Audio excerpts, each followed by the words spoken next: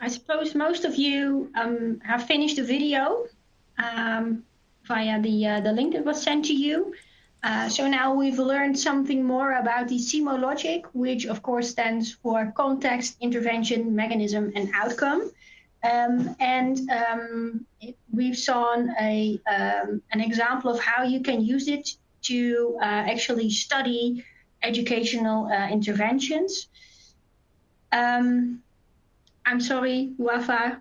I just see now that you didn't really finish the video yet. You did finish it. Oh, you did finish it. Sorry, I misread. With that, I think we have some context, and I would like to introduce to you now the second speaker of today. This should have been actually one of the colleagues here, Renske de Klein. Unfortunately, she is ill, but Harold van Rijen, who introduced himself to you just before, he will give the presentation on behalf of her. So maybe I can give the floor now to Harold and to share his presentation with us. Okay, thank you, Rianne. As indicated by Rianne, I'm very happy to give a short presentation that was actually constructed by Renske de Klein in the context of the big educational innovation IT program of Utrecht University called Educated. Educated is a university-wide educational innovation program.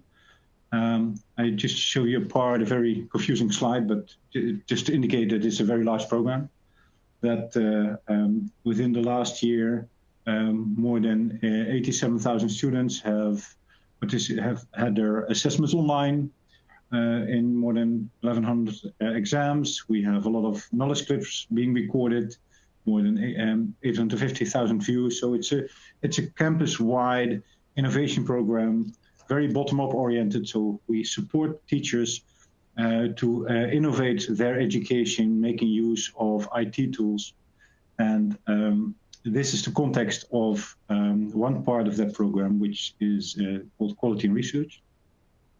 So, and the central challenge of this big program is that there are many decentralized innovation initiatives all over campus. So, but then again, this is also the central wealth of the program. So we have many decentralized innovation initiatives all over campus. So the idea was that we should know as teachers, as students, as well as the program itself, which initiatives on the campus worked well. So where does something magic happen and where does nothing happen, which is equally important to know, of course. To assess that, we have designed a standardized student survey to do what we call a bright spot analysis. So can we send out standardized student surveys to all the courses where an IT innovation has been implemented to see where magic happens, and can we then understand later on using the cimo logic what the intervention specifically was, what the mechanism was that led to this outcome. The idea is that in the end, if we have had many of those bright spot analysis, that we can design a TripAdvisor that can help teachers who want to have a certain effect in their course, like more interaction or more motivation, that we can advise them a certain tool with a certain implementation strategy that may have that specific effect. For that, Renske has designed a survey, and it's a 15-item survey, which is handed out after every course. I will show you the timeline later on. And it's composed of 15 questions in different categories. So the first 5 questions, like I was motivated, and they have to fill out that on a Likert scale. So a 5 grade Likert scale. I was motivated, by the use of this IT component in the course. I enjoyed myself. I thought it was useful. It felt like it would help me to pass the exam. Those are all variables that questions that try to measure motivation.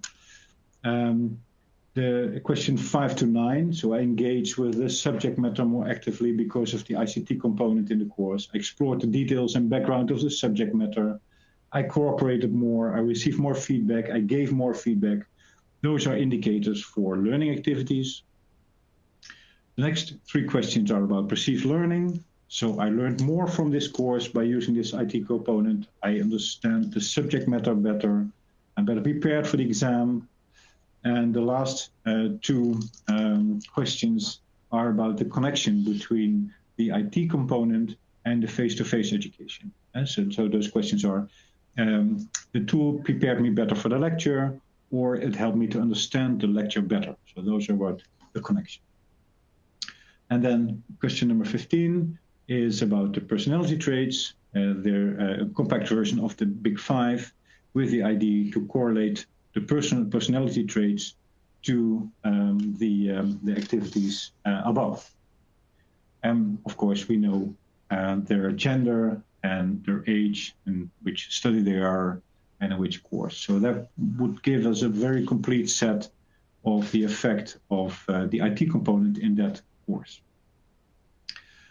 So this is the timeline I promised. So in Utrecht, we have a 4-trimester scheme, and all the courses are scheduled in a specific period. And after every period, all the courses that have implemented an IT component, they are questioned. So the students are approached with a survey by the Quality and Research program. And from that, we get data. And actually at current, we have assessed about 41 courses on 11 tools and about almost 2,000 responses. From those surveys, we produce a table like this one that is being fed back to the course coordinator and the program about how the tool scored on the different scales in that specific course. And this is an example of the use of feedback fruits in that course. And as you can see over here in the middle, there is a very high score on feedback by the use of feedback fruits, because I received more feedback, I gave more feedback. So apparently feedback fruits in this course was a platform that accomplished that. And also in all the other courses where feedback fruits was used, especially feedback, so receiving more feedback and giving more feedback was significantly higher than in the overall use of tools. So that's what we feedback that's being fed back to the course coordinators. We can aggregate those scores, of course, also on a tool level and or on the scales. So, for instance, the motivation scale, high scores there are the tools like Presenters Wall, Shakespeak that are classroom interaction tools, or knowledge clips. They score very high on motivation. Learning activities, feedback fruits scores high, as well as Shakespeak and Pitch to Peer. And Pitch to Peer is a peer feedback tool for products like videos and or infographics or text. The connection between the e-learning and the face-to-face education. Again, Shakespeak scores really high, and knowledge clips that students can use to prepare for lectures or other face-to-face education. And perceived learning, again, Shakespeak, quite popular apparently, scores really high. Knowledge clips and scalable learning. So this is the way we assess the tools in our program, Educated, and with the ultimate goal to design a TripAdvisor that if you want to achieve the what, like more interaction in a lecture, then it can advise you based on the bright spot analysis that we did on campus what kind of a tool you could implement and to reach that effect. So having said that, I would like to give the word back to Rianne for our discussion. And I'm going to pose the question already, and then I will hand it over to you. The question connected to my presentation is, can we do a Leroy-wide bright spot analysis? Because now this survey is handed out on our university campus. We think that if we can use this standardized survey, we could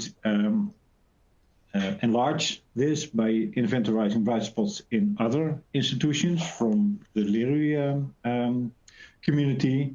And to find out what happens then is make use of the cimo logic.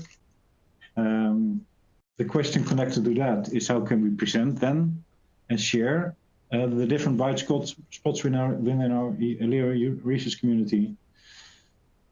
And why should we do that? I think this is what the Working Group on Collaborative Research is all about. So how can we share knowledge and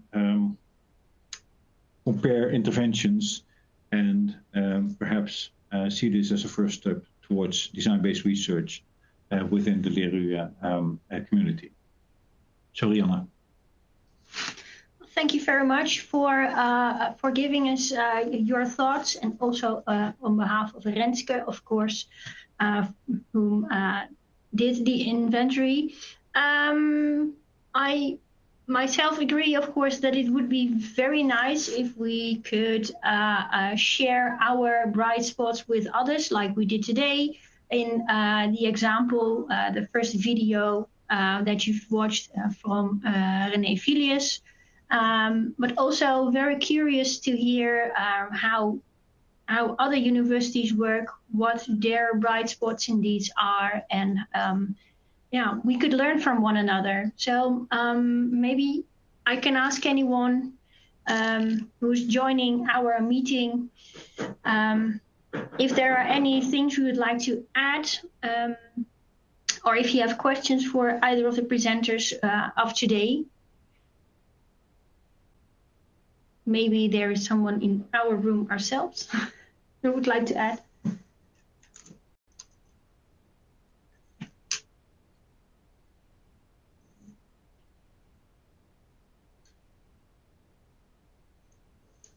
Well, perhaps, Harold, could you elaborate on what you mean by bright spots in your organization? When you would like to... Yeah, I stole the term bright spot analysis from a book. It's called Switch. From I will recall the authors in a second. And it's based on research which has been done in developing countries, where people have so in the entire population have more or less the same resources, but in parts of the population they can achieve much better outcome, for instance with child nourishment or child death or other things, than in other parts. And it's called positive deviance. And so it's a positive deviance analysis. How can people with the same resources have a much better outcome than others? And so it's comparable with what we do on campus. So we do not directly have a template for the implementation of certain tools. So we just let people do their own thing and find their best way. And so this is a very bottom-up approach, which is very important for the acceptance of all kinds of tools, so that there's no force, but that people do this from their intrinsic motivation.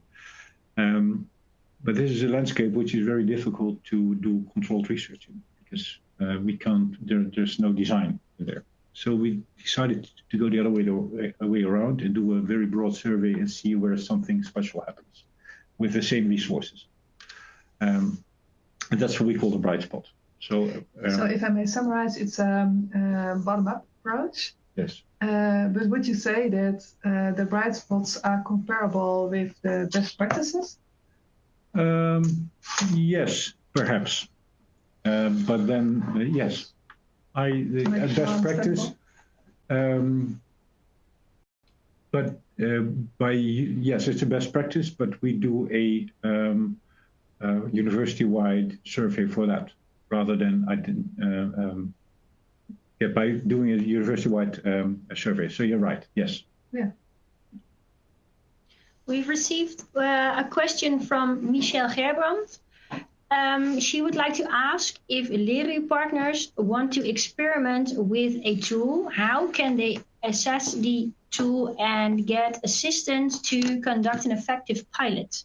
And I can already, maybe I can ask Jan Haarhuis, who's head of the educated, I should say, to comment on this. Yes, well, we have all kinds of tools we are using within our university. And we make the information about the tools available for all universities around the world, because all the information is on our website in Dutch and in English.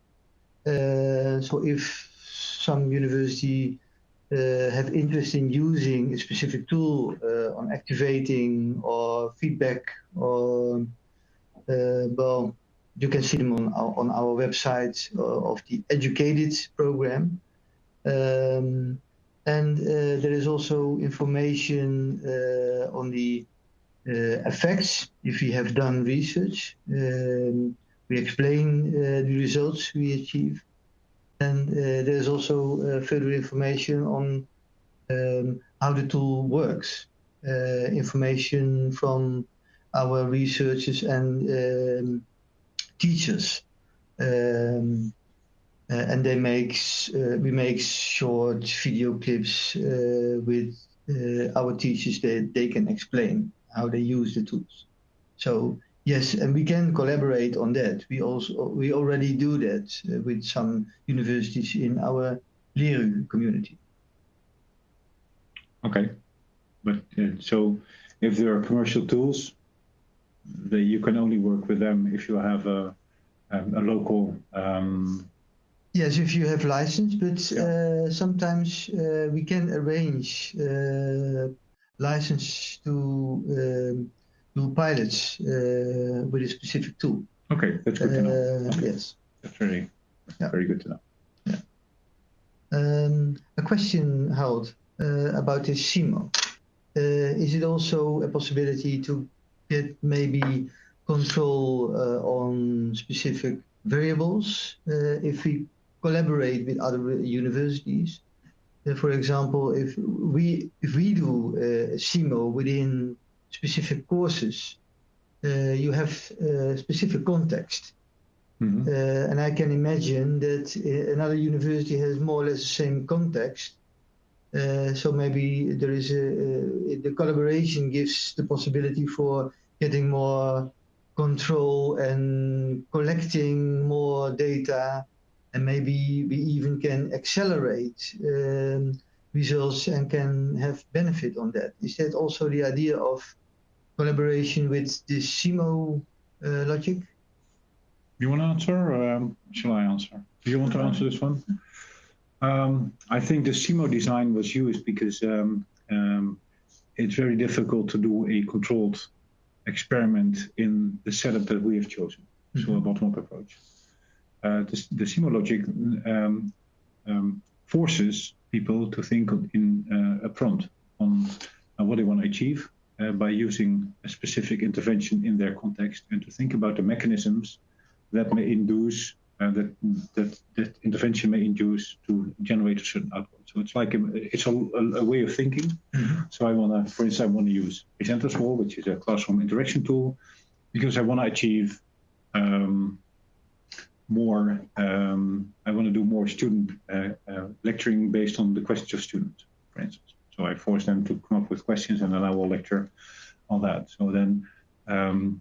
So the outcome would be that students are that's more interactive, that I lecture based on the questions of students, that so I will not lecture, but I will just respond. So those are all outcome measures. You could even think of other outcome measures. And so this makes me think on beforehand how I want to design the study rather than trying to find out afterwards what in reverse engineering what happened. So I think it's a tool to do to work on ecological validity of interventions that we do in our running programs, where you kind of do controlled crossover or whatever designs to get to know which variables you will have to measure during your course to see whether the intervention induced the right mechanisms with the right outcome. So I think this is a way to do research in your programs as they run, and get a second best idea of what happened during your course, which worked, which didn't work well. So I think this is something that we can all do, which is fairly easy to implement in all the programs that you do, and that can be of great value to share experience and data within our Lero community.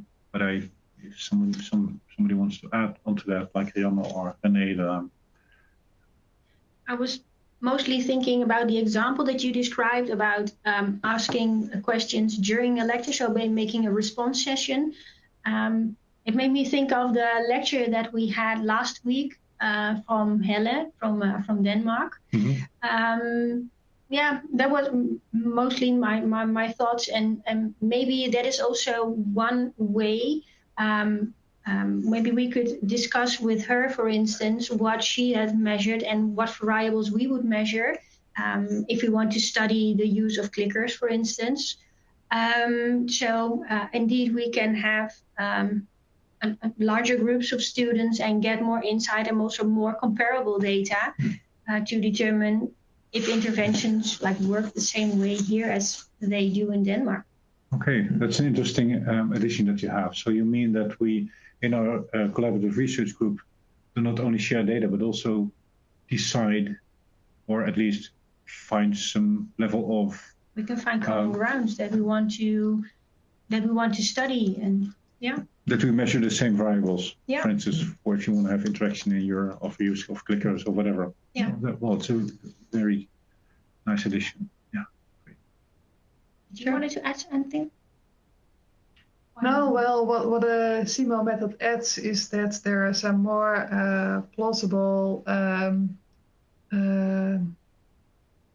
connection between the outcome and the intervention than if you doesn't use the cimo method.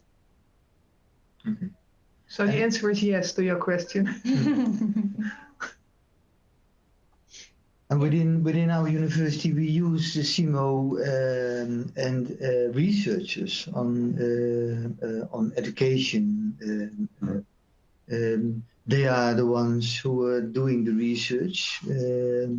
It is, I think, very easy for teachers to use this way of cimo research, but still we have to give them support. Mm-hmm. Is it easy to transform this to other universities, to help them out the way we are doing this research within our university? I think it is. So, yes. I think it is. So we even have a template for that, so we could share that with the community. Mm-hmm. And then for next Lero meeting or next week, on Thursday, we will have a meeting on cimo logic and this survey instrument. So we could come up with a template then and see whether we have a discussion on that, whether this would help.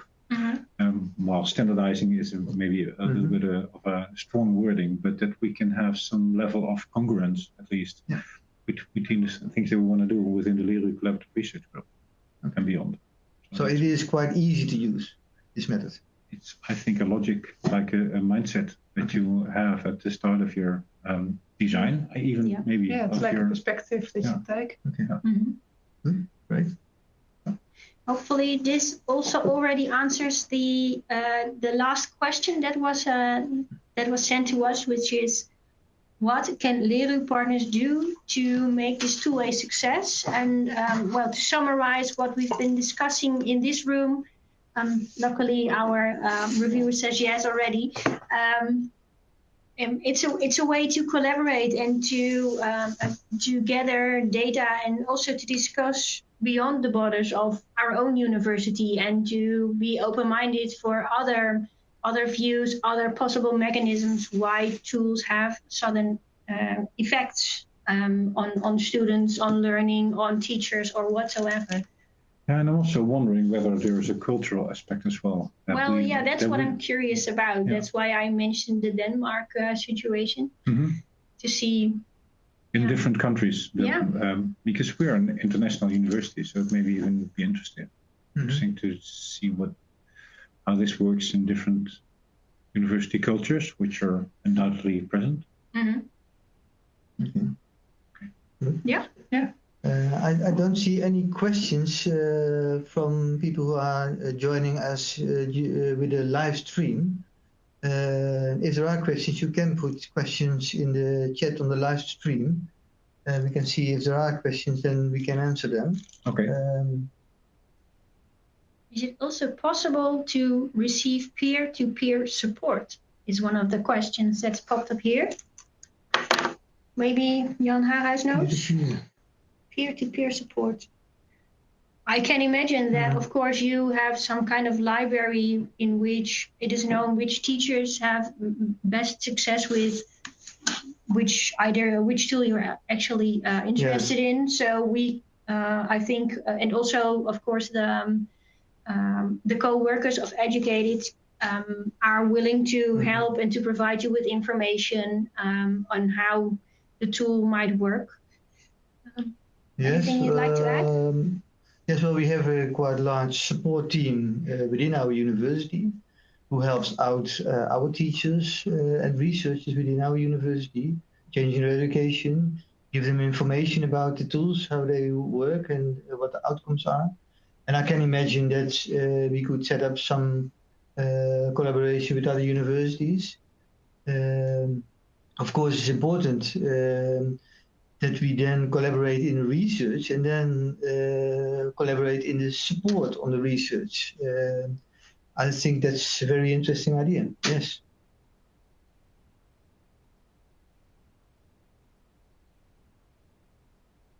Okay. There are no questions in the live stream, I think. So if we go through like the cimo logic once over again, I think that context in every university is somewhat the same, but also somewhat different everywhere. But we can see if in this collaborative society we can work together one way or another to see if we can use the same interventions, the same tools to see if they lead to the same outcomes and maybe measure or study whether the underlying mechanisms are comparable or maybe completely different. With that, I think we've handled most of the topic of today. I would like to thank you for viewing our live stream. And we all hope to see you next week when we have the on-campus meeting here at Utrecht University. Hope to see you then. Goodbye. Okay. Thank you. Thank you. Bye-bye. Thank you. Bye-bye. Bye.